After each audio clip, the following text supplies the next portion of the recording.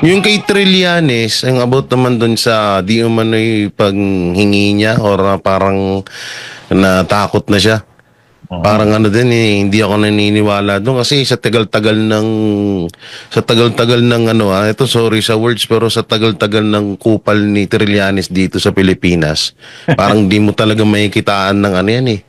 Di mo makikitaan ng parang di mo maiisip na nag-ano ka na, nagising ka na sa katotohanan or nagbago ka na at na-realize mo na mali ka sa lahat ng pinaggagawa mo sa mga Duterte. Hindi ka panipaniwala eh. Speaking mga partner, oo, yung makakapalang mukha, mukhang tinablan. Oo.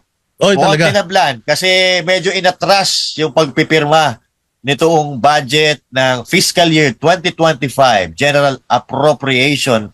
Ano sa tingin nyo dito? Medyo may mali ba talaga dito o medyo nag-ingay ang taong bayan o ano? Mauna na ako. Sige. Mauna na ako magkokomento dyan. Mauna na ako magkokomento. Kasi naman, hindi ba, yung pambansang aso ng Pilipinas. Kamakailan lang meron siyang interview. At inamin niya sa kanyang interview na medyo nagdedelikado itong administrasyon na ito na kung hindi nila mapapabagsak si Inday Sara ay hindi na niya matatapos ang kanyang termino ngayong yung hanggang 2028. Yun ang sinabi niya ha. Well, sa nakikita ko kasi ang purpose ni pambansang kanin na magsalita ng ganon dahil dun sa mga kumakalat daw, sa mga GCs, medyo matindi daw ang sentimento ngayon ng mga retired military personnel at saka mga retired police officials, PMAers, at talagang medyo may traction daw yung kanilang mga negative na sentiments ngayon. Alam naman natin, kamakailan lang nagkaroon ng open letter itong mga sinasabi nating mga retired PMAers na ito requesting for the office of the president to veto yung budget ngayong 2025 dahil nga sa napakaraming mga insertions. So considering na ang sundalong kanin ay medyo nag-statement ng ganyan na ina-acknowledge niya yung traction at yung lakas ng kwentuhan, bulong-bulungan within the ranks of yung mga military personnel na mga retired, mukhang ano na rin, itong Malacanang, at least mukhang nakinig din. Kasi ibang influence ng mga ito, Coach Ol, Master Judea and Jay Guevara. Iba ang impluwensya ng mga ito. Sa totoo lang. Kasi akala siguro nito nila tambaluslos na porket binigyan nila ng allowance sa 150 hanggang 350 etong mga military personnel natin na dagdag allowance, akala siguro nila kaya na nilang bilhin yung dignidad ng mga military. Yes. So, ito yung nakikita ko na dahilan. Talagang yung panawagan ng mga military personnel, lalong-lalo na yung mga retired armies and retired generals, malakas na malakas. Kaya nakinig sila, Master. Okay. Alright, so magandang punto yan, Boss Dada, no? Pero ngayon, pakinggan muna natin yung opinion naman ni Coach Oli. Alam mo, sang-ayon ako kay Boss Dada. Totally 100% sang-ayon ako doon. Pero wag din natin kakalimutan yung isang banda. Dahil pwedeng itong mga ito ay nagpapadama para pwersahin. Naalala natin na itong mga dilaw, makakaliwa, NPA, itong mga na-flash sa inodoro, na mga naitsapwera, at yung mga drug lords, mga drug addicts, sila yung mga naitsapwera nung panahon ni PRRD. At ang ginagawa nila ngayon ay sila ay pumapasok na at nagkakampi-kampi, binaback-upan ang gobyerno ni Marcos, tapos dinidikdik si Marcos. Dinidikdik para ituloy yung impeachment, ituloy kung ano-anong patungkol sa, basta tungkol sa Duterte, dinidiin. At yan nga ang sinasabi niya na kung hindi mai-impeach si BP Sara, si BBM ang mai-impeach. Posible yan. Naniniwala ako dyan posible. Pero may mind conditioning din niyang ginagawa si Trillanes para pitpitin niya ang betlog nitong si BBM para ituloy. Kasi dahil alam nila pag nakaupo ang Duterte, ang dilaw, ang NPA, ang komunista, hindi dahil sa gaganti ang mga Duterte. Kung hindi, ayaw talaga ng taong bayan sa mga adik, komunista, NPA, rebelde, at saka yung mga na-flash na kulay, yung yellow-pink partners. Yan. Okay, maganda rin ang punto ni Coach Soli. At bago yung punto ni Master Judea, pakinggan muna natin ang punto ni Jay Guevara. May chismis ako sa inyo. Ayun. Gusto ko. Oo. Ano yan? Bitawan mo na yan, bitawan mo na. Hindi kasi ganito, matagal niya na akong inaabangan daw kasi malapit lang yung bahay niya dito sa akin. Pinakitaan pa ako ng ID. Uy. Ang apelido, Trillanes. Nako. Oh. So, kamag-anakan niya. May picture pang pinakita nung mga bata pa sila. Inaabangan ka? Oh, para ikwento kung ano ang kabulastugan niya ni Trillanes nung ano. Dati din pa daw ata pala na ano yan. Parang nalulung din sa ano yan, sa droga. Nako. Uy, grabe ah. Nung bata pa si Trillanes. Oh, di umano. Uy. Saka, di umano ayon dun sa kamag-anakan niya. Tapos ang mano dyan, sakit daw pala talaga ni Trillanes yan, mga bossing. Yung yung ganyang pag-uugali, noon pa man daw pala talaga yan. Pero saglit, Di umano. maputol kita. Di umano. Sige po. Jay.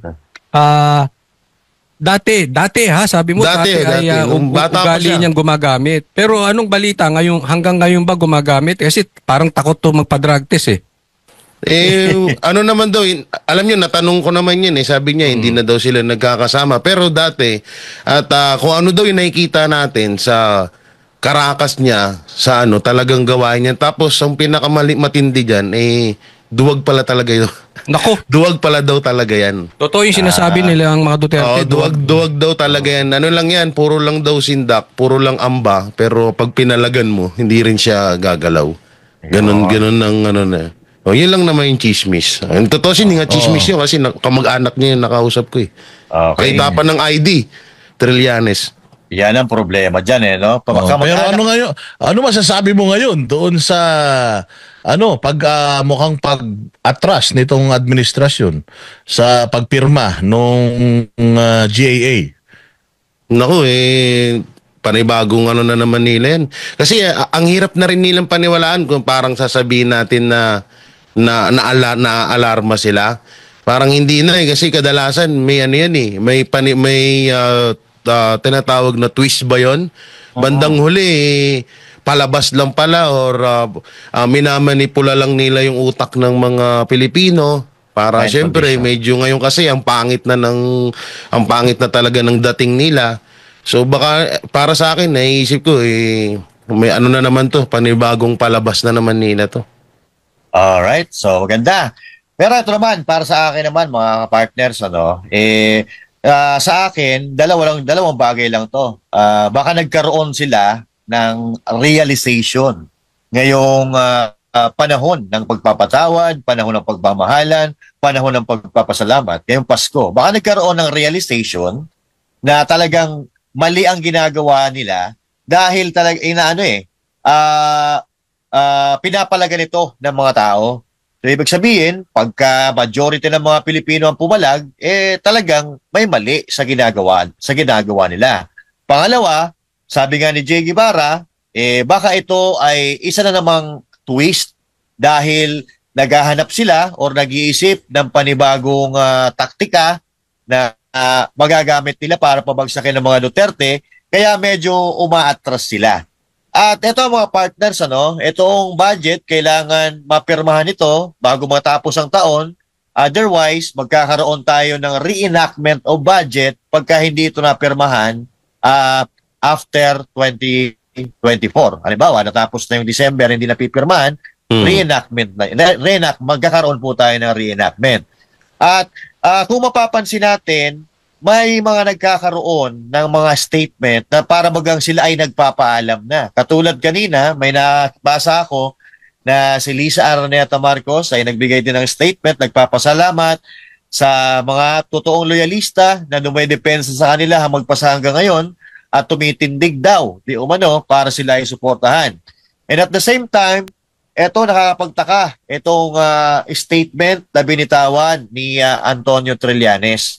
Hindi natin maintindihan kung siya ba ay nag-iisip din ng panibagong taktika or totoo sa kanyang damdamin or sa kanyang kalooban itong mga sinasabi niya. Pero mga partners, maliban dyan, meron kasi iba pa na kumakalat din na statement na nanggaling kay Antonio Trillanes. So eto basahin natin. Galing ito kay Tio Moreno. Oo. Ang sabi dito, hello Antonio Sonny Trillanes, can you please confirm the veracity of this statement? Itong kumakalat daw na ito ay galing mismo sa kay dating Senador Antonio Trillanes. Basahin ko, maiksi lang naman to mga partners.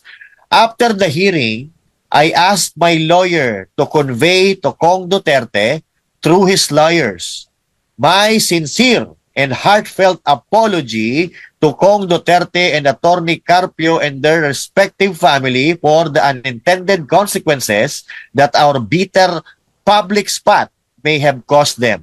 For whatever it was worth, I wanted them to know that it was never my intention to hurt, cause undue pain in their families. Also, upon the passing of time, I realized that my accusations against Kong Duterte and Attorney Carpio were unfounded, for which I offer my sincere apology. So, parang dito, inaamin niya na yung binibintang niya sa mga Duterte ay walang katotohanan at ngayon ay humihingi siya ng apology. So, hindi pa kumpirmado kung ito ay totoo, pero base dito, ito ay kumakalat sa usap-usapan ng abogado ni Antonio Trillanes at niya mismo. Yan. Sino ba maniniwala dyan? Alam mo ako, with or without that statement, wala hindi talaga ako maniniwala sa tao na yan. First off, itong mga kumakalat-kalat naman dyan sa Quadcom na yan, those were all recycled accusations. Yes. If you remember, na-hearing na yan. Senador pa siya. Na-hearing na yan. Senador, hindi pa senador sila General Bato at si SBG Bongo hiniring na ito diyan sa Senado at alam mo wala nga sila nakitang probable cause noong panahon na yun kaya alam naman natin puros kalokohan lang talaga yan mga partners. So, Coach Oli, meron kayo dadagdag doon? Ano ba yan? Matanong kita, Master Judea. Confirm na ba yan na sinabi niya? O, eto, ayon dito sa post ni Tio Moreno, pinapakonfirm niya kay Antonio Trillanes kung itong statement na galing sa kanyang abogado ay totoo. Pero kasi alam naman natin mga partner na na kinasuhan ng mga Duterte yan si Antonio Trillanes. Yes. Dahil doon sa kanyang mga pagfa-fabricate ng mga bintang na walang basihan. Kaya merong possibility na yan talagang nag-apologize sa kanila itong mama dahil alam naman kaya lang nakita ulit ng opportunity kasi itong mama ngayon dahil diyan sa Quadcom na yan mga partner. At mga partners, kung pagdudugtong-dugtungin natin, si Trillanes na mismo ang nagsabi na merong traction talaga. Etong conversation, itong chat group ng mga retired PNP officials at mga PMAers. So, baka nagkaroon siya ng realization na, baka dumating yung panahon, yariin ako nitong mga ito.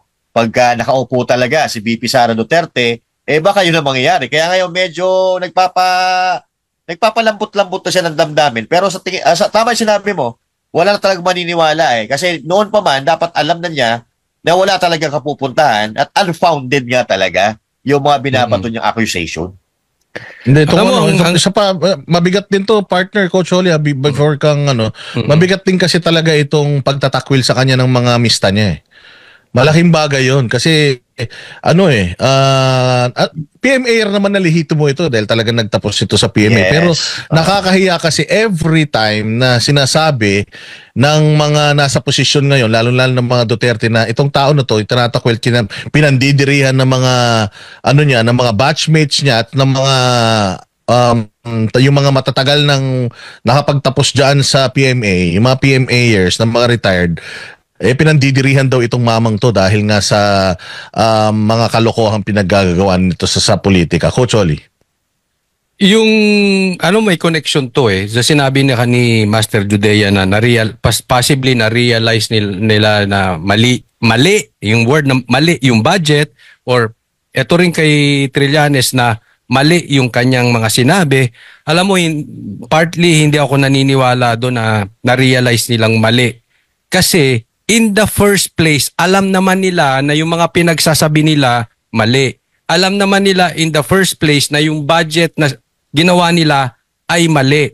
Ang na-realize nila dito ay mali yung binangga nila. Yeah. Nakita na nila yung power Doon sila, eto na. Teka muna, nagrereklamo na yung mga kabaro ni Trillanes. At kaya nga maling-mali yung ginawa dito ni Paduano.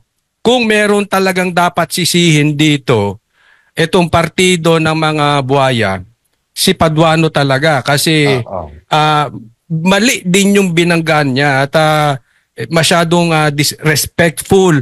Kasi yung ginawa niya ay hindi lang sa isang general.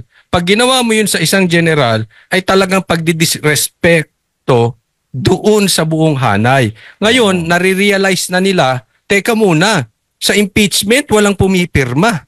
Puro pledges. Yeah. Doon sa budget, nag-aaklas ang taong bayan. So, ang mali nila na nare-realize, eto na, lahat na lang itinapon natin kay Sara, and yet, mahal pa rin siya ng taong bayan. So, nagsisingkin na yung katotohanan sa kanila. So, mag-aano sila ngayon? Dahil, remember, lahat itong mga congressmen na ito ay re-electionist, including party list. So, takot silang mapadikit yung pangalan nila dito sa Quadcom.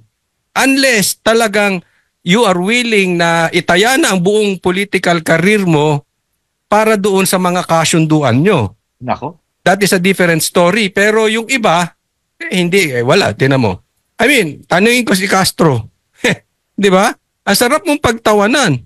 Ikaw ang naging bunganga ang speaker nila sa paninira kay Duterte. And yet, ngayon, iniwan ka sa ere. Di ba?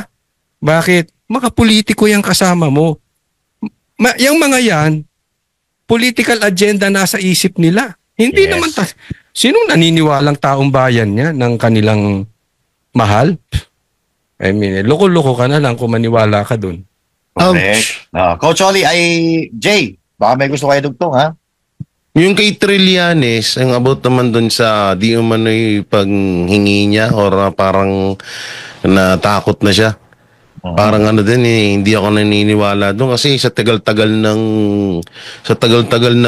ito sorry sa words pero sa tagal-tagal ng kupal ni Trillanes dito sa Pilipinas, parang di mo talaga makikitaan ng Di mo makikitaan ng parang di mo maiisip na nagising ka na sa katotohanan or nagbago ka na at na-realize mo na mali ka sa lahat ng pinaggagawa mo sa mga Duterte. Hindi ka panipaniwala no, pero yung isa namang yung isa namang dahilan diyan baka nga pinangakuan ng humahawak yan o ganito, alabanin mo mga Duterte, kami bahala sa iyo. Bandang huli di ba kinasuhan na siya, kakasuhan siya ng mga nila PRRD. Baka bandang huli, ginamit lang talaga siya tapos pinapapabayaan din naman pala siya sa ere. Yes. Lalanin nyo, wala na ring budget yan. Una-una, tumatakbo pa yan bilang mayor sa Caloocan, kung di ako nagkakamali. Yes. Talagang, kaya rin niya rin tinanggap yung ginagawa niya ngayon kasi, tsaka hindi naman lalakad ng nung parang wala siyang backer. Correct. Kasi kahit papano, isipin niya pa rin na andyan pa rin si VP Sara. Andyan pa rin ang mga Duterte, mga may pa rin. Hindi mo masasabing mahina or no? Kaya, ang tingin ko dyan, yung dalawa na yan, maaaring, kinancel na yan dun sa kabila. At doon naman sa paghingi niya ng patawad, hindi ako naniniwala dun.